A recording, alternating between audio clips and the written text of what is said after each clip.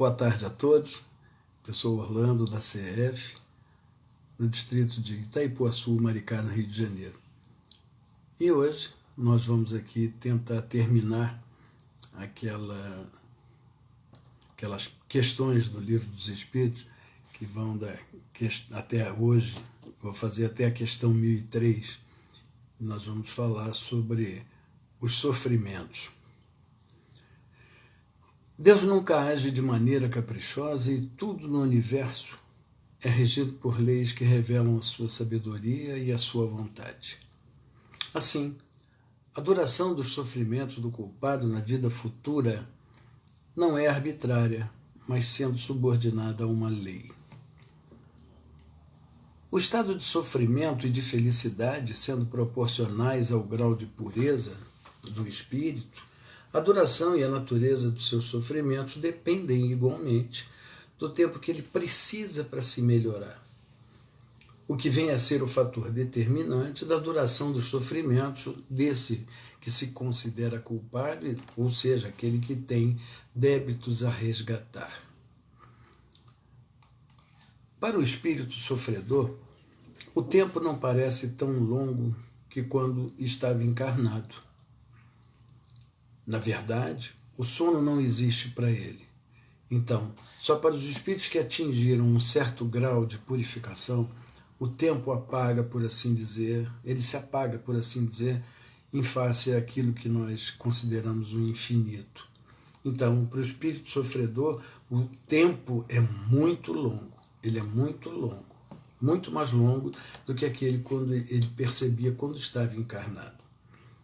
São Luís nos apresenta que Deus não criou seres eternamente voltados ao mal.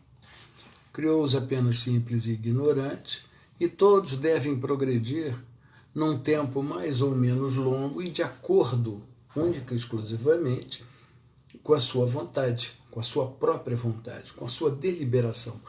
Essa é uma questão do arbítrio de cada um.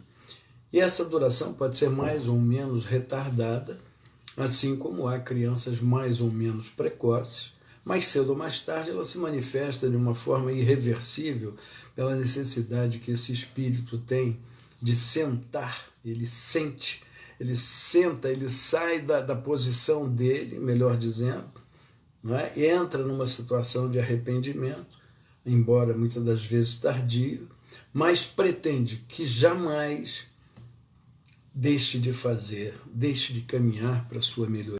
Então ele passa a insistir insistentemente na possibilidade da reencarnação. Então, assim como uma criança que pode, a um determinado momento, colocar tudo aquilo que ela já traz de outras experiências, esse espírito arrependido pode começar a trabalhar ainda na erraticidade para vir aqui e fazer os ajustes necessários através da reencarnação. Já Santo Agostinho nos diz o seguinte, olha, ele sugere que a gente consulte o nosso bom senso e a nossa razão e perguntar para a gente mesmo se uma condenação perpétua em consequência de alguns momentos de erro seria justo, quando nós consideramos Deus plenamente justo, sábio e bom.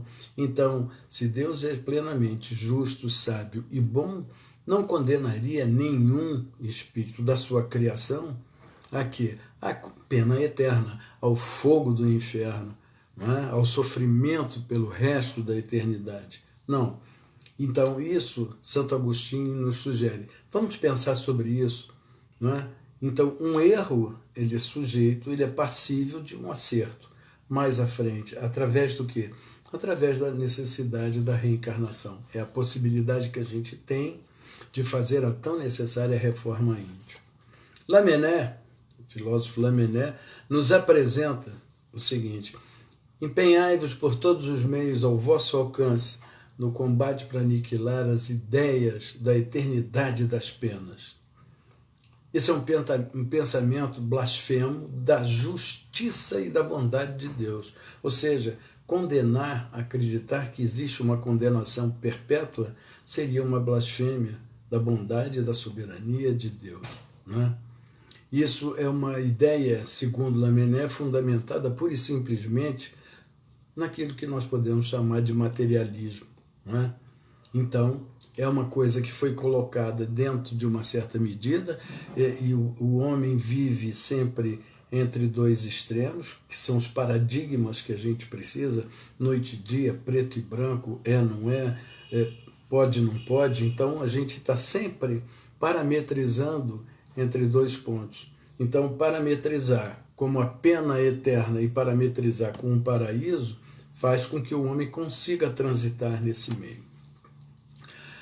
Antes de Cristo, Platão vem e nos diz que nossa razão humana ela é extremamente limitada. E isso é verdade.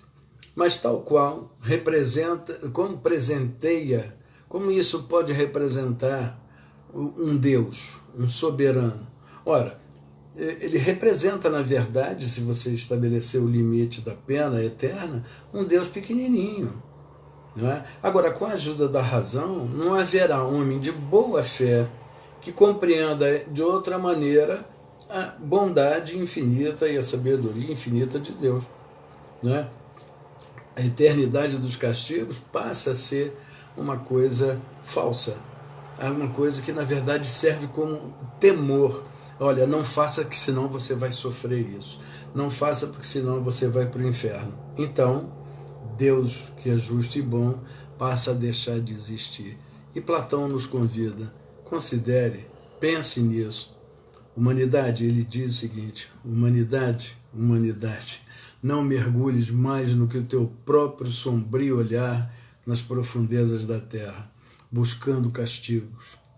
Chora, espera, espia, refugia-te no pensamento de um Deus infinitamente absoluto, poderoso e essencialmente justo. Finalmente, Paulo o apóstolo nos apresenta que quem é, com efeito, o culpado? O culpado é todo aquele por um extravio, por um falso impulso da alma se afasta do objetivo da criação, que consiste no culto harmonioso do belo, do bem, idealizados pelo arquiteto do universo, que é Deus. Então, o homem, Deus, por Jesus Cristo, vem e nos diz: olha, não existe essa pena, arrependei-vos. Em verdade, Paulo diz o seguinte: em verdade vos digo, cessai de pôr em paralelo na eternidade o bem, a essência do Criador, com o mal, a essência da criatura, pois seria criar uma penalidade injustificável. Afirmar é o contrário, o abrandamento gradual dos castigos e das penas pelas transmigrações que consagrareis, pela razão ligada ao sentimento e à unidade divina. Kardec, no Livro dos Espíritos, vem e nos apresenta um comentário. Deseja assim incitar o homem ao bem e desviá-lo do mal pelo engodo das recompensas, o temor do castigo.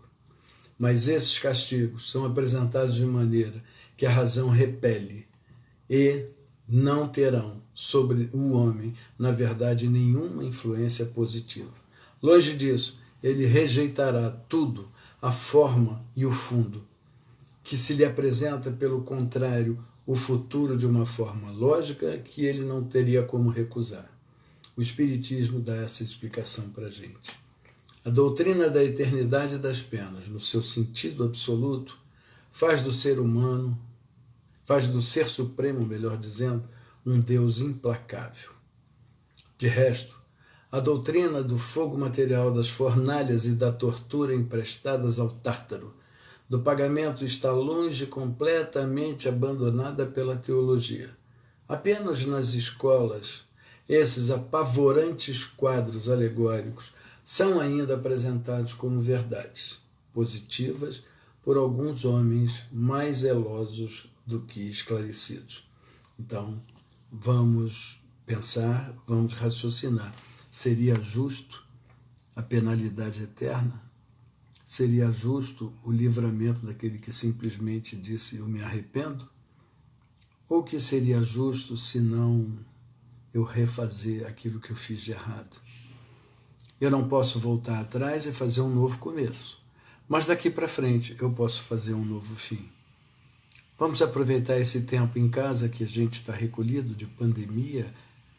Vamos pensar o que eu tenho que fazer daqui para frente para ser melhor, eu e fazer um mundo melhor. Obrigado a todos. Boa tarde.